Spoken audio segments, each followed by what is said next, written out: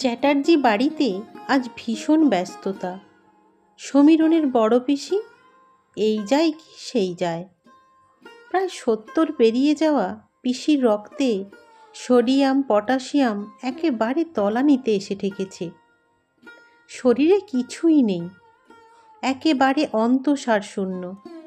Calcium, vitamin, protein সব কিছুরই অভাব। বিছানায় শায়িত এই মানুষটাকে স্থিরভাবে দেখে চলেছে শর্মিষ্ঠা। মাত্র বছর 2 হয়েছে সেই বাড়ির বউ হয়ে এসেছে। 51বর্তী পরিবারে এই পিসি ছিলেন পরিবারের কর্ত্রী।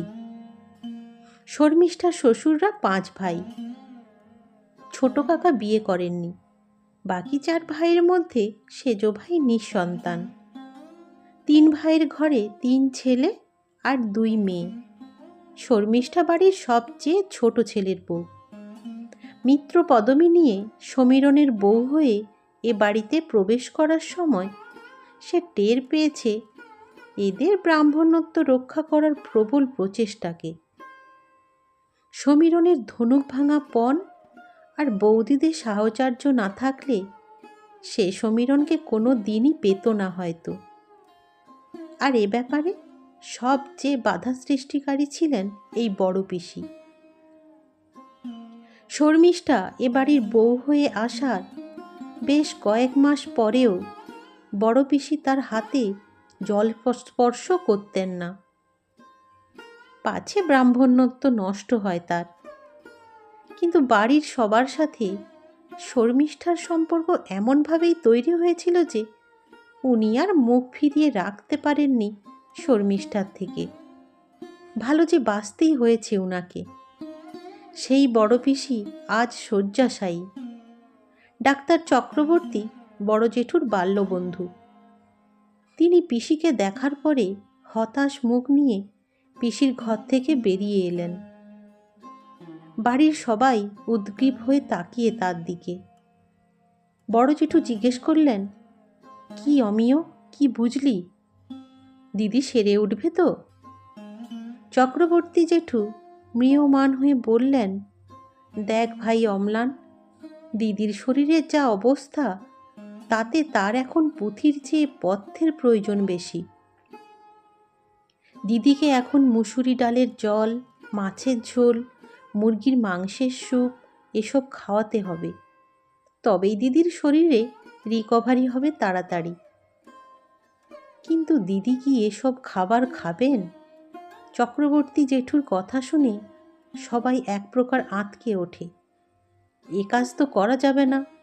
বড় জেঠু বলে ওঠেন, না না অমিয়, অন্য কোনো রাস্তা বল, এ কাজ করা যাবে না।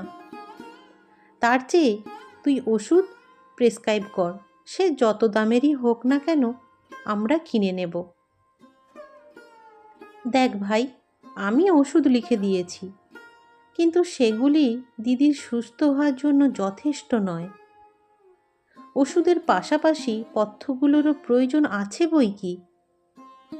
শর্মিষ্ঠা সবার মাঝে দাঁড়িয়ে সব শুনছিল। সে হঠাৎ করে বলে উঠল, আমি খাওয়াবো পিসিকে। শর্মিষ্ঠার কথায় তার বড় যা অনুরাধা ধমক দিয়ে ওঠে, চুপ কর তুই, না বুঝে শুনে মন্তব্য করিস শুধু। এরপরে আর কথা এগোয় না। চক্রবর্তী জেঠু চলে গেলে অনুরাধা খুব বকাবকি শুরু করে শর্মিষ্ঠাকে। তোর কি কোনো কাণ্ডজ্ঞান হবে না নাকি শর্মি? বিধবা ব্রাহ্মণ বউকে বলছিস আমিষ খাওয়াবি? তাতে কি হয়েছে বর্দি ভাই? ব্রাহ্মণের বিধবা বলে কি প্রয়োজনেও আমিষ খেতে নেই? এখন কি এসব কেউ মানে? কেউ মানে না, কিন্তু পিসি মানেন। আমি 15 বছর বিয়ে হয়ে এসেছি এই বাড়িতে। প্রথম থেকেই শুনেছি মাত্র 15 বছরে বিয়ে হয়েছিল পিসির। বিয়ের মাত্র 8 মাসের মাথায় উনি বিধবা হন। পিসেমশাইকে সাপে কামড়েছিল। দাদু নিয়ে আসেন তারপর পিসিকে এ বাড়িতে তার বৈধব্যের বাকি জীবন কাটাতে। এই যে আমিষের সঙ্গে সম্পর্ক ঘোচালেন, আর কখনো মাছ, মাংস বা ডিম ছুঁয়েও দেখেননি। মাছ মাংসে তার এমনই অনীহা। কিন্তু বর্দি ভাই, মাছ মাংসে যদি অনীহাই থাকবে পিসির, তাহলে অত সুন্দর করে মাছ মাংস রান্না করতেন কিভাবে? মাছের মাথা দিয়ে ডাল, মুড়ি ঘন্ট, দই কাতলা, ইলিশ ভাপা, এসব রান্নায় তো তার জুড়ি মেলা ভাত ছিল। তোমাদেরকেও তো রান্না করতে দিত না। মেনকাদি শুধু পাশে দাঁড়িয়ে সাহায্য করত। সে পিসি সবাইকে খাওয়াতে ভালোবাসতেন তাই। কিন্তু নিজে কি কখনো খাওয়ার ইচ্ছে প্রকাশ করেছেন? আমিষ রান্না করার পরে প্রতিদিন উনি স্নান করেছেন, তাই না? নিজে ওসব খেতে না পারার আক্ষেপটা উনি অন্যদের খাইয়ে পুষিয়ে নিতেন হয়তো। তুই থাম শর্মী, এসব গন্ডগোলের মধ্যে আর জড়াস না তো নিজেকে। এমনিতেই তোর বিয়ে নিয়ে এই বাড়িতে একটা মন কষাকষি ছিল, তার উপর যদি তুই পিসিকে আমিষ খাওয়ানোর চেষ্টা করিস, তাহলে তোর ভাগ্যে যে কি শাস্তি জুটতে পারে তুই ভাবতেও পারছিস না। শাস্তি পাবার ভয়ে একটা মানুষকে মরে যেতে দেব বর্দি ভাই? তুই মরবি শর্মী, বারবার তোকে না করছি। বাবা কাকারা জানলেও যথেষ্ট রুষ্ট হবেন। এ বাড়ির সবাই গোড়া ব্রাহ্মণ, আর ব্রাহ্মণ্যত্ব বজায় রাখার সবচেয়ে বড় প্রচেষ্টা ছিল বড় পিসির। তার দাপটেই কেউ কখনো নিয়ম নিয়ে ছেলে খেলা করেনি। এই বাড়ির ছেলেরা পর্যন্ত কোনোদিন বাড়িতে মুরগির মাংস ঢোকাতে পারল না। মুরগির মাংস খেলে বাইরে খায়, আর তুই কিনা সে বাড়িতে থেকে পিসিকে খাওয়াবি মুরগির ঝোল। দেখোই না কি করি। তুমি আর ভেবো না, বড় পিসিকে সুস্থ করে তোলার দায়িত্ব আমার। রাতে খাবার টেবিলে জেঠু জেঠিমাদের সামনে কথাটা পারে শর্মিষ্ঠা। তার সাহসে বাড়ির সবাই স্তম্ভিত হলেও বড় জেঠু বললেন, তুমি যে এসব খাওয়াতে চাইছো দিদিকে, তো এসব কথা তো আয়ার মাধ্যমে বাইরে প্রচার হবে, তাই নয় কি? আয়া ছাড়িয়ে দাও বড় জেঠু, বড় পিসির সব দায়িত্ব আমি নিচ্ছি, তাহলেই তো আর ঘরের কথা বাইরে যাবে না। কিন্তু দিদি সুস্থ হয়ে ওঠার পরে সব কিছু জেনে যদি তোমায় বাড়ি থেকে তাড়িয়ে দেন, কি করবে তুমি? আমরা তো কেউ তার উপরে কথা বলার সাহসও রাখি না।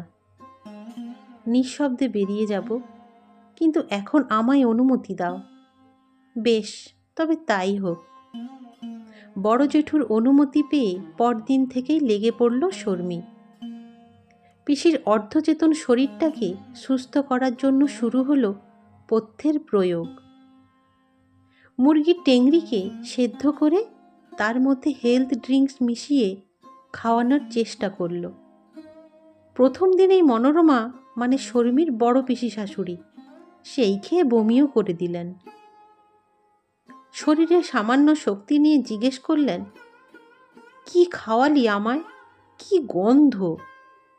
বড় পিসি, এর নাম প্রোটিনেক্স। এটা একটা প্রোটিন পাউডার।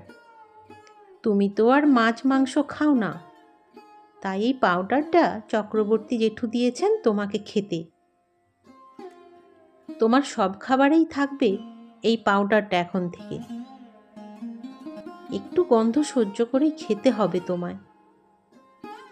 ছেলে বউয়ের কাণ্ড দেখে সমীরণের মা বললেন, পাউডারের নাম যখন করলে, তখন সেটা খাওয়ালেই তো পারো। এসব মিথ্যে নাটক করে পাপের তলে পড়ছো কেন তুমি? পাউডারটা আর কদিন বাদ থেকে খেলে হবে। ঘোলের স্বাদ দিয়ে কি দুধের গুণটুকু কি পাওয়া যায় মা? তবুও এটা পাপ শর্মী, তাকে না জানিয়ে এভাবে তাকে এসব খাওয়ানো। এ পাপ কেন করছো তুমি কে জানে। শর্মী চুপ করে থাকে। ওর জীবনে এমন ঘটনা প্রথম নয়। ওর ঠাম্মা ছিল ওর হরিহর আত্মা। তিনি ছিলেন বৈষ্ণব ধর্মে দীক্ষিত, তাই আমিষের ধারে কাছেও তিনি থাকতেন না। জেঠু আর বাবা মিলে ঠাম্মার জন্য আলাদা রান্নাঘর তৈরি করে দিয়েছিল। সেই রান্নাঘরেই ঠাম্মা তার নিরামিষ রান্না করেই খেত একা। সেই ঠাকুমা যখন বার্ধক্যের কামড় সইতে না পেরে বিছানা নিল, তখন ডাক্তার বলেছিল শরীরকে চাঙ্গা করতে প্রোটিন রাখতে হবে খাবারের তালিকায়। কিন্তু প্রোটিন মানে তো ডিম, দুধ, মাছ, মাংস। সে জিনিস নিয়ে যাবে কে শর্মীর ঠাম্মার কাছে? বৈষ্ণব ধর্মাবলম্বী মানুষকে আমিষ খাইয়ে পাপ বহন করার ইচ্ছে দেখালো না কেউ। মাস দেড়েক পরে পথ্যের অভাবে ঠাম্মা বিদায় নিল। শুধু দুধ আর ফলের রস বাঁচাতে পারল না শর্মীর ঠাম্মাকে। তাই শর্মী এখানে আর সে ভুল করবে না। মানুষের জীবনের চেয়ে কতগুলি গোঁড়া নিয়ম বড় হতে পারে না কখনো। এরপর শুরু হলো মাছ খাওয়ানোর পালা। মাছ ধুয়ে তাকে ভিনিগার দিয়ে মাখিয়ে রাখত, যাতে মাছের কোনো গন্ধ না লাগে। আলু পোস্তর সাথে এক পিস মাছও রান্না হয়ে যেত তার জন্য। তারপর সেই মাছকে চটকে ভাতের ভিতর লুকিয়ে চাটনি দিয়ে খাইয়ে দিত। মাংসকে সেদ্ধ করে মিক্সিতে পেস্ট করে তার মধ্যে পাতিলেবু, চিনি, গোলমরিচের গুঁড়ো মিশিয়ে বল বানিয়ে তার ভাজা করত। আর সেই মাংসের বল ভাজার ঝোল তৈরি করে বলতো, তোমাকে যে সোয়াবিনটা খেতেই হবে পিসি। প্রথম প্রথম নাক সিটকালেও দিন 4-5 পর থেকে পিসি আর না খাওয়ার বায়না করত না। শর্মীর সেবায় দিন 20-22 পরেই মনোরমা সুস্থ হয়ে উঠলেন। চক্রবর্তী জেঠু দেখে বললেন, এই তো দিদি, সুস্থ হয়ে গেছেন একদম তো। হ্যাঁ, কি সব ছাইপাশ দিয়েছিলে তুমি, সেগুলি খেতেই তো হলো। শর্মিটা ছাড়ল না কিছুতেই। বাড়ির সবাই খুব খুশি মনোরমা সুস্থ হয়ে ওঠায়। কিন্তু মনের মধ্যে সবার ভয়টা রয়েই গেল। যদি কখনো মনোরমা জানতে পারেন শর্মী তার সাথে কি করেছে, তবুও কে আর বলবে সেসব কথা মনোরমের কাছে। তাই আর শর্মীর বিপদ নেই কোনো, এমনটাই ভাবল সবাই। রোজ সকালবেলায় পিসিকে স্নান করিয়ে সকালে টিফিন দিয়ে রান্নাঘরে ঢোকে শর্মী। বাকি রান্না মেনকাদি আর 2 জা মিলে করে। মাঝে মধ্যে শাশুড়িরাও সাহায্য করে দেন। কিন্তু মনোরমার খাবার তৈরিতে কেউ যায় না, যদি পাপ লাগে। সেদিন সকালবেলায় রান্নাঘরে সবে ঢুকেছে শর্মী। বড় পিসির জন্য আনা মুরগির মাংসটা তখনও ভিনিগার জলে ডুবিয়ে রাখা আছে। পাত্রটা রাখা আছে রান্নাঘরের এক টেবিলের ওপরে। মেনকাদি বৌদিদের সাথে গল্প করতে করতে বড়াই করে বলছে, ছোট বৌদি দেখালো কিছু খেল, তাই না বৌদি? বড় পিসি কি সুন্দর রোজ ওই মুরগির মাংস খায় আর ভাবে সোয়াবিন খাচ্ছে। এই বুড়ো বয়সে এসে যে বড় পিসু এভাবে বোকা বনে যাবে, সে কথা কি কেউ জানতো কোনো দিন? ওভাবে বলো না মেনকাদি, শর্মী যা করেছে সেটা তো পিসির ভালোর জন্যই করেছে। তোমরা এবার একটু সরো তো, মাংসটাকে সেদ্ধ করতে বসাই।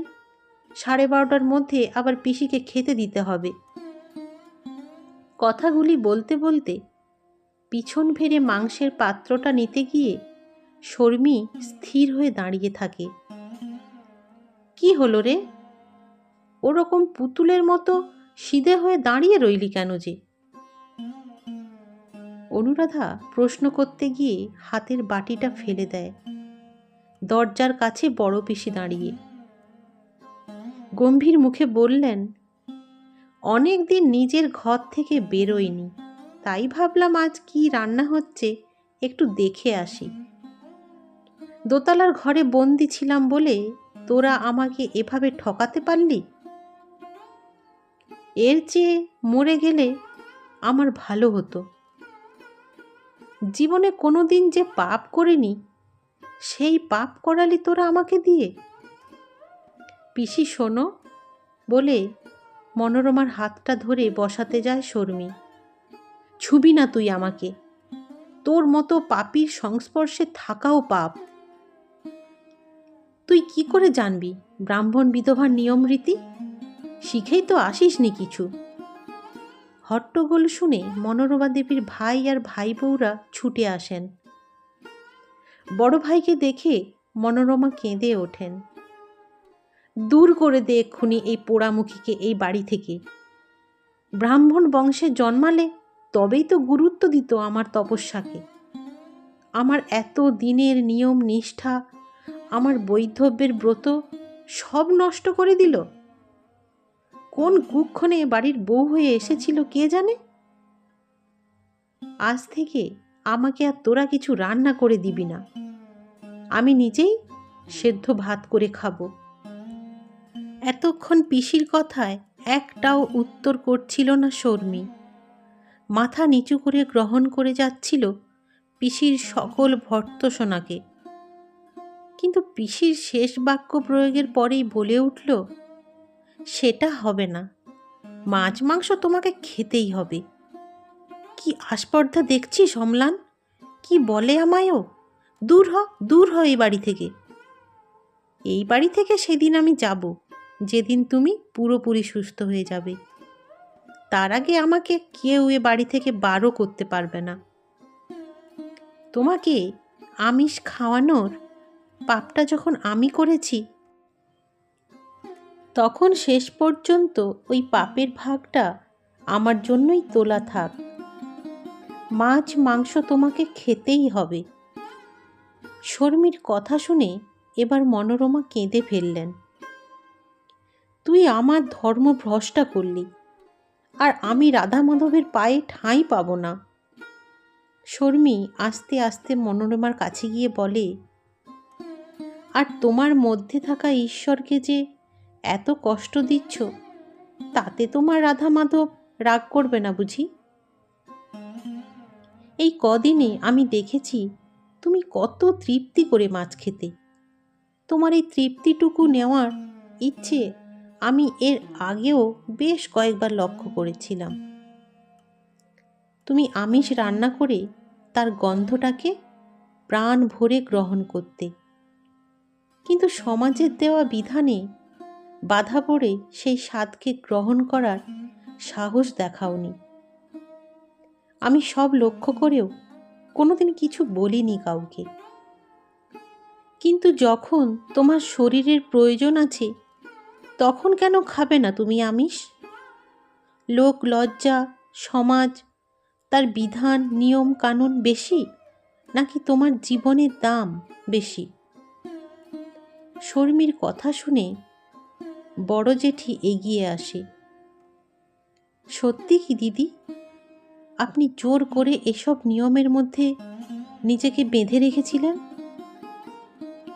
মনোরমা মাথা নিচু করে বলে, যৌবন আসার আগেই বিধবা হয়ে বাবার সংসারে ফিরে আসি। পাছে কোনো লোভে পড়ে যদি কোনো চাহিদা করে বসি, তাই বুড়ি বিধবা ঠাকুমা হাতে ধরে ধর্ম নীতি নিয়মের মধ্যে ঠেলে দিল আমাকে। বাবা মা বেঁচে থাকতে তাদের কষ্ট দিতে চাইনি বলে কোনোদিন নিয়মের বাইরে যায়নি। তারপর তোদের অভিভাবক হয়ে গেলাম। এই বাড়ির অভিভাবক হয়ে লোভীর মতো আচরণ করে ধর্মভ্রষ্টা হতে ভয় লাগতো আমার। তাই নিজের ইচ্ছেগুলিকে নিয়মের নামে গলা টিপে খুন করতাম। দিনের পর দিন এভাবে থাকতে থাকতে এটাই অভ্যাস হয়ে গিয়েছিল আমার। আর সেই অভ্যেসেই নিজের জীবনকে নষ্ট করে দিলে তুমি। তোমার আত্মার সাথে যে অধর্ম করলে তুমি, সেটা কি পাপ নয় পিসি? তোমাকে যদি এইগুলি না খাইয়ে মৃত্যুর মুখে ফেলে দেওয়া হতো, তাহলে কি এ বাড়ির মানুষদের ভাগে পাপ আসতো না?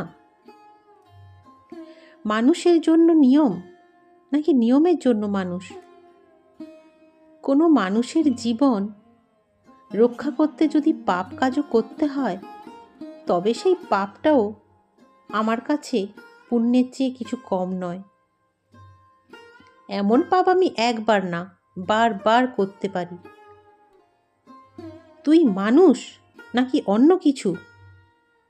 আমি তোকে তাড়িয়ে দিচ্ছি, আর তুই আমার জীবন বাঁচাবার কথা বলছিস? একজন বিধবার প্রাণ বাঁচাতে যে অধর্ম করলি তুই, তাতে যদি ঈশ্বর কোনোদিন তোকে শাস্তি দেন, তখন কি করবি? ঈশ্বরকে তুমি দেখেছো পিসি? আমরা কেউ দেখেছি? তাহলে ঈশ্বরকে এত নিষ্ঠুর আমরা ভাবি কি করে? আমরা যদি তার সন্তানই হই, তাহলে আমাদের কষ্ট দিয়ে তার কি লাভ? তোমার রাধা মাধব তোমাকে নিজে এসে বলেছেন কি যে আমিষ গ্রহণ করলে তিনি তোমাকে তার পদপাদ্যে ঠাঁই দেবেন না? বলেননি তো? তাহলে যুগের পরে যুগ এই ভুলগুলি আমরা কি করে করি?